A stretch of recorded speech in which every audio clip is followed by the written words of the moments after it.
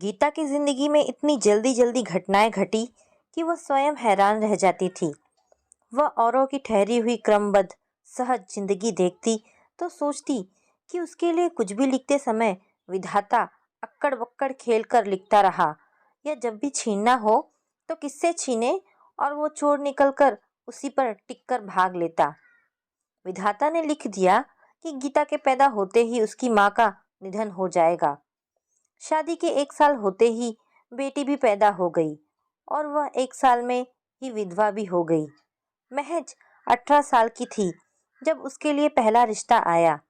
रिश्ता भी ऐसा कि पिता आलोक बाबू चकरा गए। इतना सुंदर लड़का और शहर का नामी घराना। घराना नामी है तो इसका यह अर्थ नहीं कि बच्चे बिगड़े हुए होंगे। कहीं कोई बात तो नहीं। इतना नामी घराना, बहुत सज्जन स्वभाव के सब लोग।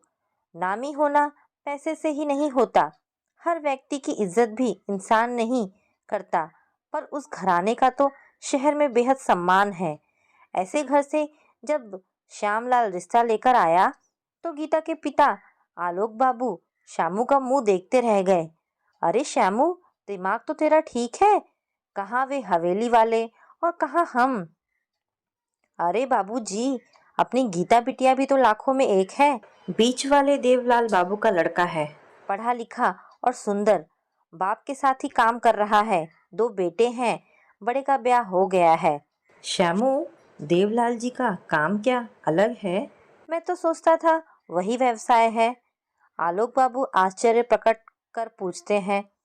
तीनों भाइयों का काम अलग अलग है, पर खर्च सेठ धनपत जी ही चलाते हैं। अब यह तो पता नहीं कि तीनों बेटे सेठ जी को कुछ देते हैं या सेठ जी के व्यापार से सब खर्च होता है। सेठ जी का सराफे का काम है, लेन देन का ज्यादा है। आप तो जानते ही हो, सराफे में गिरवी गाठे का काम ज्यादा होता है। सुनकर आलोक बाबू सोच में पड़ गए। अभी तो घर बैठे इतना अच्छा रिश्ता आया है, 1 2 साल में क्या फर्क पड़ जाएगा। बाद में जूते घिसने पड़ेंगे।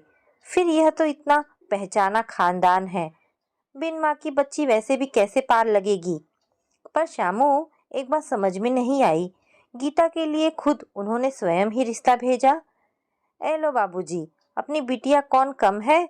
जहाँ खड़ी हो जाए उजाला हो जाए। धूप सी है, देखा होगा कहीं। दरअसल श्यामलाल का आना जाना सेठ जी की हवेली में खूब था।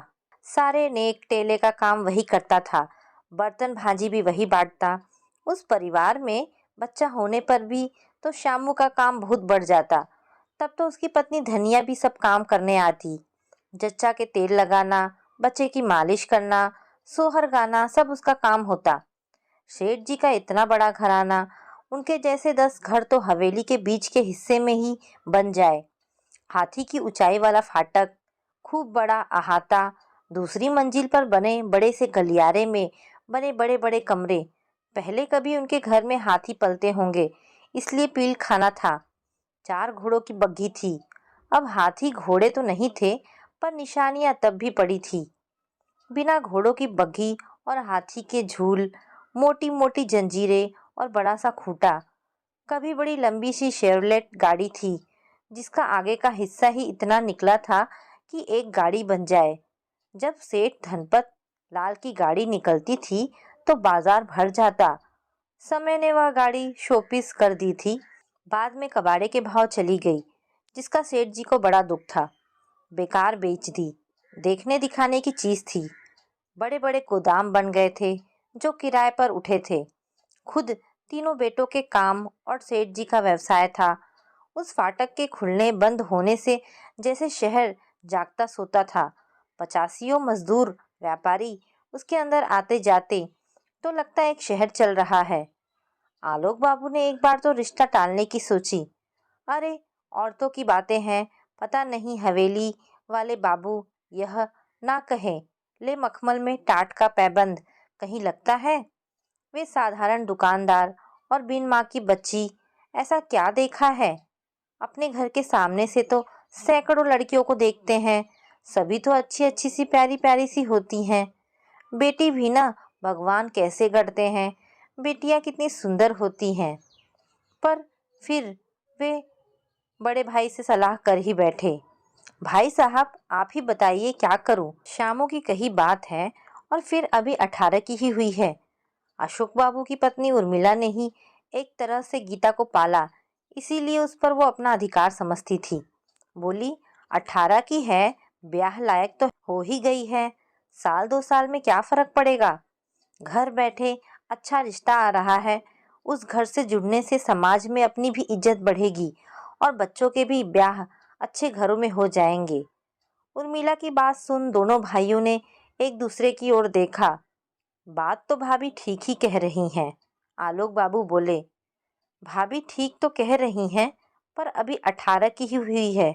अशोक बाबू सोच में पड़ गए। 18 की तो हो गई ना, साल 2 साल में क्या फर्क पड़ेगा? कर दो देवर जी, सब बहुत अच्छा है। पर नियति शायद मुंह फेर कर खूब हंसी होगी कि यही साल 2 साल गीता की जिंदगी के निर्णायक साल होंगे। चटमंगनी पट ब्याह हुआ, शहनाई बजी और साल बीतते बीतते ढोलक बज उठी। गीता माँ बन गई। ऋतु साल भर की भी नहीं हुई कि गीता की जिंदगी धुल पुछ गई। गीता की सास ने देवी माँ के दर्शन बोल रखे थे, जाना था। लौटते में गाड़ी पलटी, 7 प्राणी सवार थे, पर गीता के पति का सिर शीशे से टकराया और वह परलोक सिधार गया। सास ससुर गीता को देखते आंखें गंगा यमुना हो जाती। 21 साल की बहू किसके सहारे रहेगी? उनके बाद उसका क्या होगा? जवान बेटे की मौत ने असमय बूढ़ा कर दिया था, साथ ही जीने की कोई लालसा भी नहीं रही। मन भी बुझ गया, बस अब चिंता थी तो गीता की। देवलाल बाबू ने ऐलान कर दिया, गीता की शादी करेंगे और वे खुद कन्यादान करेंगे।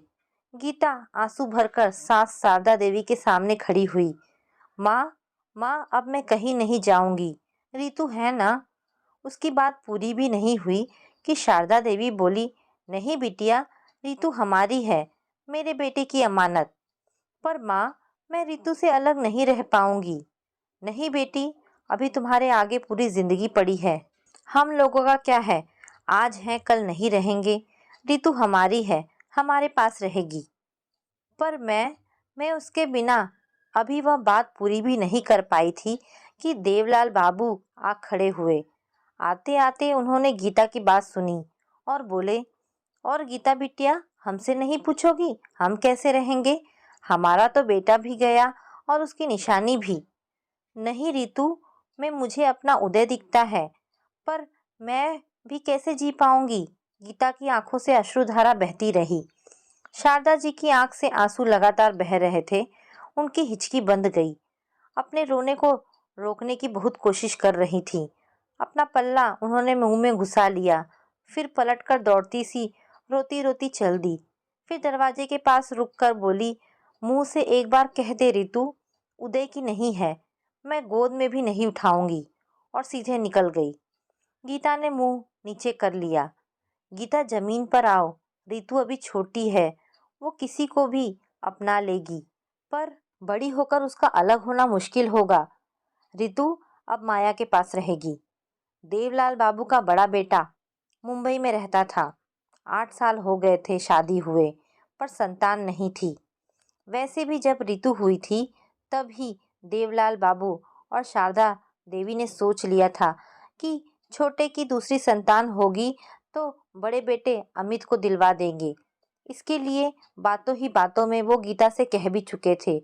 गीता का दिल अच्छा है, गीता से कहेंगे कि एक बच्चा माया की गोद में डाल दे। पर अब सब खत्म हो गया।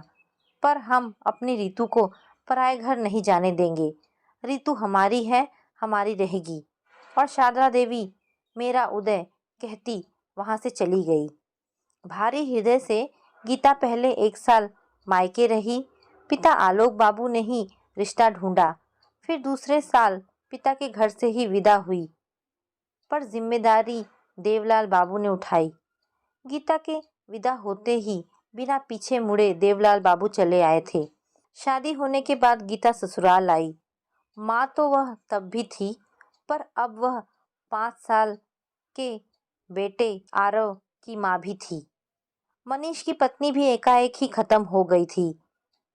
सिर में दर्द हुआ और चकराकर गिर गई। दो ऐसे प्राणी जिन्होंने अपना अपना साथी खो दिया था, विधाता ने एक दूसरे का दुख बांटने को एक कर दिए। रितु को फिर नहीं देख पाई। नहीं गीता, अब ये 3 साल अपनी जिंदगी से निकाल दो, बिल्कुल भूल जाओ, देवलाल बाबू ने गीता को विदा करते हुए कहा था। पर रितु को अभी वह पूरी बात भी नहीं कह पाई थी कि शारदा देवी कठोर स्वर में बोली, गीता, कहा ना भूल जाओ, सब कुछ भूलने की कोशिश करो, तब ही सुखी रहोगी। एक दिन तुम खुद ही कहोगी कि अच्छा हुआ रितु को नहीं लाई, हमारी तो आत्मा है हमारे आंगन का नंगीना। कहते कहते शारदा देवी का गला भर आया। रितु में मैं अपने उदय बेटे को देखती हूँ, उसे देख देख जी लूंगी, मुझसे मेरा उदय मत छीनो। विदाई में खड़े सब उदास तो थे ही, पर सबकी आंखें जैसे बरसने लगी। खुद गीता की नई सास ने गीता से कहा, गीता, बहन जी बिल्कुल ठीक कह रही हैं, आज भावना में बह रही हो, कल उन्हें धन्यवाद दोगी। देवता लोग हैं, रितु उनके पास ही रहेगी। रितु को फिर कभी नहीं देखा, ना उसके विषय में सुना, क्योंकि उस दिन के बाद उस घर से विराम लग गया था। धीरे धीरे नई गृहस्थी में गीता रम गई। फिर रिया गोद में आ गई।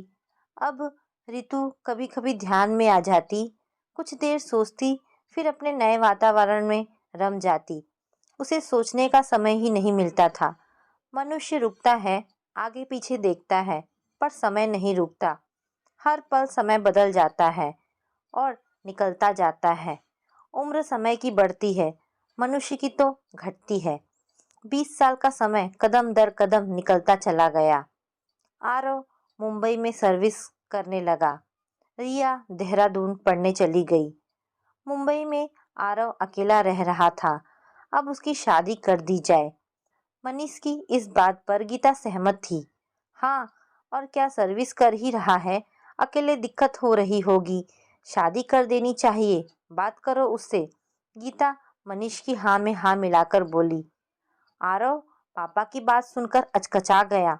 पापा जल्दी क्या है, छुट्टी में घर आऊंगा, बात करेंगे। बात करेंगे? क्या मतलब?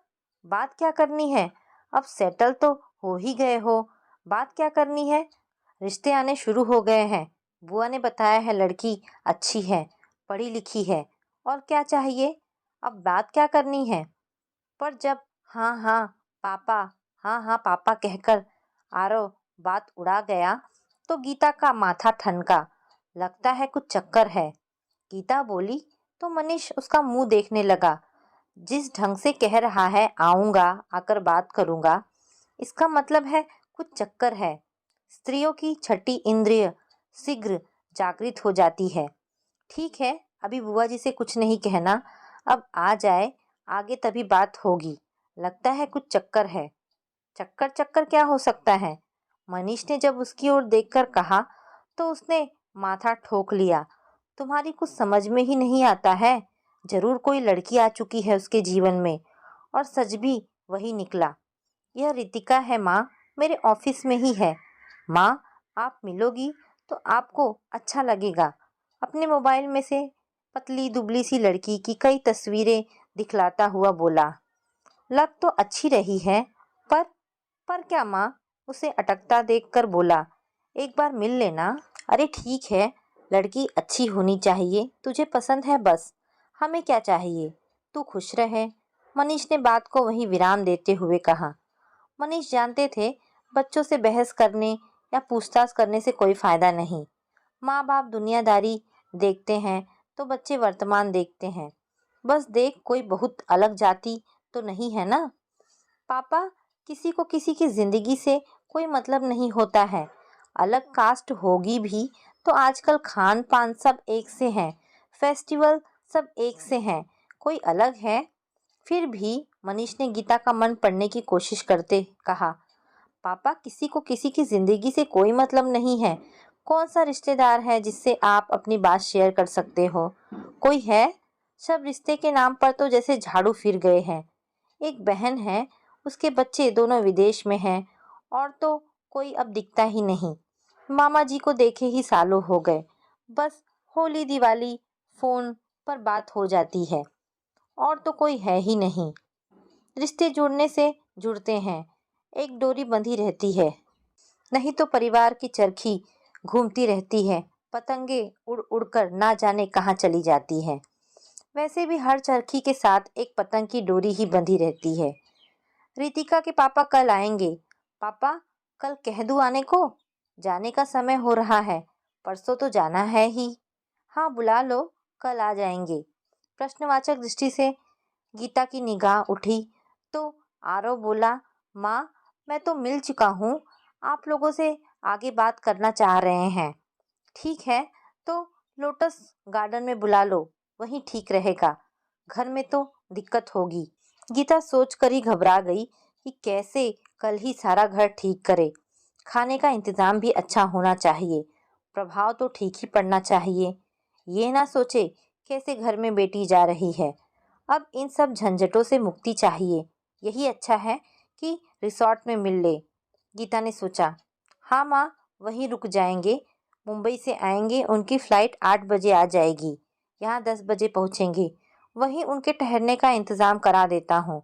लौटने की फ्लाइट शाम की है। गीता कभी आरव का और कभी मनीष का चेहरा देख रही थी। सारा कुछ इंतजाम तो पहले ही हो रखा है, वो ना पूछते तब भी सब कुछ तय है। सोच रही थी रितिका से बात कर ले, पर क्या बात करेगी? रितिका भी आ रही है क्या? वह भी बता दे, वह भी तय है क्या? आरव से हंसते हुए बोली, नहीं अभी नहीं माँ, छुट्टी उसकी ज्यादा हो जाएगी ना, अभी नहीं लेगी। लोटस गार्डन में बैठे रितिका के माँ बाप उन्हें आते देखकर आगे बढ़ाए, लेकिन उन्हें देखते ही गीता के कदम रुक गए। वह पसीना पसीना हो उठी, जैसे अभी गिर पड़ेगी। 20 साल के अंतराल ने चेहरों पर अनेक बदलाव ला दिए थे, पर वे अमिट चेहरे एकदम सामने आ गए। आओ गीता, आओ, कहते हुए रितिका की माँ ने उसे पकड़ लिया। आरव और मनीष चौंक उठे। माँ, आप जानती हो? आरव बोला, उसके चेहरे पर आश्चर्य और उत्सुकता से भरे भाव तिराए। गीता हाँ में सिर हिलाकर रह गई और कुर्सी के हत्थे को कसकर पकड़कर बैठ गई। फिर धीरे से करीब फुसफुसाहट से ही बोली, क्या ये रितिका ही रितु है भाभी? हाँ गीता, और कैसी हो तुम? अच्छी हूँ। गीता का सिर नीचे झुक गया, अपनी भरी आंखें वो छिपाना चाहती थी। धीरे से रुमाल से उन्हें पोंछा, पर कहीं अंतरतम से निकले भाव छिपते हैं। चेहरा कितना भी बदल लो, पर असली चेहरा सामने आ छलक छलक जाता है। आरव हैरान सा दोनों को धीरे धीरे बात करते देखता रहा, फिर बोला, माँ, आप रितिका को कैसे जानती हैं? जब इन्हें जानती हूँ तो रितिका को भी जानूंगी। नहीं, बस यह मालूम है कि इनकी एक बेटी है और कुछ नहीं।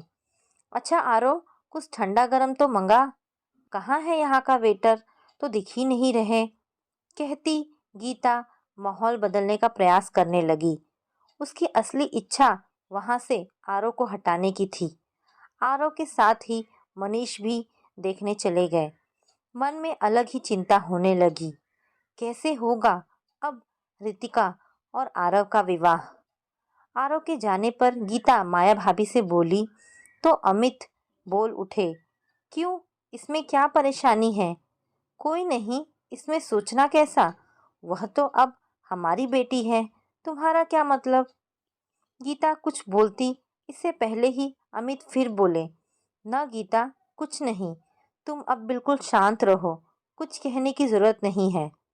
आरव को आते देख बोले, हाँ बेटे जी, मैं जरा कॉफी पीना चाह रहा हूँ, मिलेगी क्या? हाँ अंकल, कॉफी आ रही है। ओह, तो रितिका ने यह भी बता दिया कि मुझे कॉफी पसंद है। तुम लोग ये बातें करते हो, कहकर हो कर हंस दिए। पर गीता का मन चिंताग्रस्त था, जैसे वो चारों ओर की बातें सुन ही नहीं रही थी। उसके चेहरे पर मुस्कान भी नहीं आई। तभी आरव का मोबाइल बज उठा।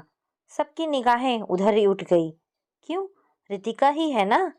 चैन नहीं पड़ रहा होगा। पता नहीं कुछ गड़बड़ तो नहीं हो गई होगी। माया बोली। बहुत डरती है। मेरे साथ सब कुछ गड़बड़ क्यों होता है? सीधा साधा कुछ नहीं होता। जरूर कुछ ना कुछ पेच फंसेगा। मुझसे कह रही थी, मम्मी सब ठीक है, फिर भी देखना, इसीलिए बेचैन होगी। कहने के साथ ही माया उलझन में पड़ गई। अगर गीता रितु को ले आती तब वह बहन भाई के रिश्ते से बनते।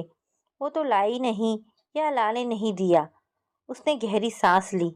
सच, ईश्वर जो भी करता है अच्छा ही करता है। नहीं आंटी, रिया का फोन था। कह रही थी मेरे बिना कोई काम नहीं होगा। भाभी को पास मैं ही करूंगी। आओ गीता, जरा रिसॉर्ट देखकर आए। यहाँ क्या क्या है? रिसॉर्ट में कुछ पिंजरे बने थे। बड़ा सा पहाड़ी कछुआ था जो अकेला ही धीरे धीरे अपने दिन काट रहा था। शायद उसे यह भी नहीं मालूम होगा कि उसके भी जैसे और जीव हैं। अलग अलग रंग के छोटे बड़े खरगोश। एक पिंजरे में हिरन थे। बारहसिंगा था। चिड़िया तो बहुत तरह की थी। उन्हें देखते वे फव्वारे के किनारे पर बैठ गईं। गीता के कान में दूसरी विदाई के समय बोले बार बार उदय की माँ के शब्द गूंज रहे थे।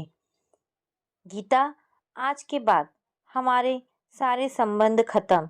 ना तुम हमसे मिलोगी, ना हम तुमसे। कहना चाह रही थी याद भी मत करना, पर उस पर तो वश नहीं है। तू भूल जाना ये जिंदगी के 3 साल हमारे साथ बिताए, उन्हें कभी मत गिनना। उसकी आंखों से आंसू जैसे फूट पड़े। भाभी, ये कैसा बंधन दिया विधाता ने?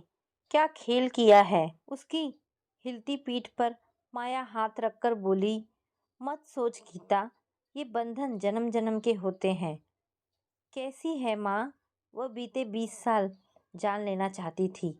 तुम्हारी विदाई के बाद मम्मी जी रितु को छाती से लगा बिलख पड़ी थी। बहुत रोई थी। उसके बाद उन्हें हंसते किसी ने नहीं देखा। 5 साल और रहीं, सूखती चली गईं। ये तो हमेशा से ही बाहर रहे थे, इसलिए कभी इनके होने का एहसास तो मम्मी जी को कभी था ही नहीं। हाँ, छाती भरी रहती कि कोई तो है। बाबूजी और 3 साल रहे हमारे पास, नहीं आए, वहीं रहे थे। छोटे चाचा चाची ने उनका ख्याल रखा। बाबूजी को छोटे चाचा जी से बहुत लगाव था। वे मुंबई नहीं आए कि यहाँ ही मन लगता है। अब अपनी देहरी छोड़कर कहीं नहीं जाऊंगा। हर साल हम ही आ जाते थे छुट्टियों में।